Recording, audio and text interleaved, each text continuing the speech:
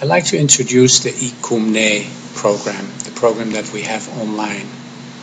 It's intended for individual study. That doesn't mean you couldn't do small groups, which actually would be very nice. If you can get a group together and do Kum Nye in somebody's house or a small room somewhere, that would be perfect. But the idea of this program is individual study in the sense that you study the books. Most people who do Kum Nye are accustomed that somebody is leading them, guiding them. Now you do this, now you do that, now you do this. And that works. But the approach of this program is very different. So in the lessons, you won't find a guidance. What you can find is that there are suggestions what you can do when you're doing the exercises. So you really need to study the exercise in the book. You read it, you try to get it, how to do it. And then there's suggestions on how you can embellish it or how you can deepen it. Of course, we have Kum Nye CDs with guided practices, and you can sit. We have about 10, 15 of them. They're an hour long, 2 hours, and you can sit and be guided. But this is really for you to go into the source of the Kum Nye.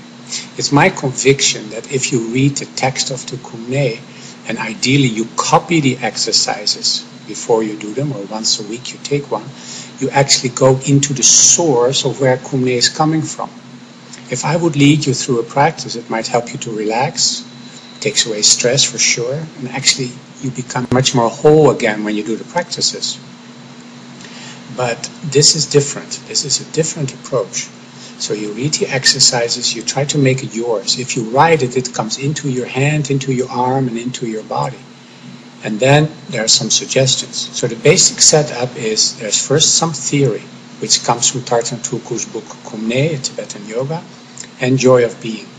So first some theory, and then there is a suggested sequence of exercises that takes about 60 minutes to 90 minutes. And of course you can make them longer and shorter. You can do them quick one day, you can do one very slow. And I would suggest you take a week for that, to do these practices in this order. And then there is a section with suggestions for the day. There's always a 5-minute meditation suggestion.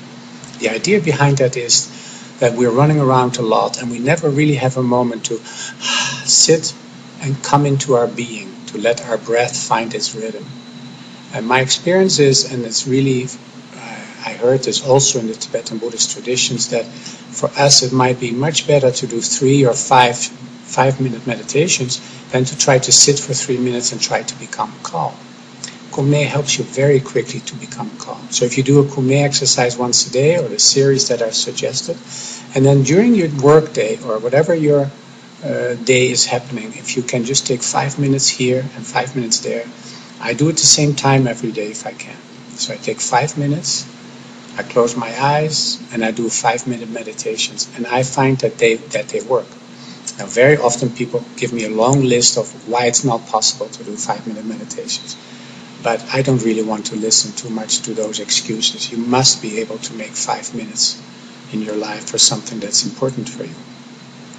So you take 5 minutes and you do a practice, and sometimes it's the same for 2 or 3 weeks, and sometimes it changes. So there's first theory, then there's a suggested sequence of exercises, and you study the exercises in the book.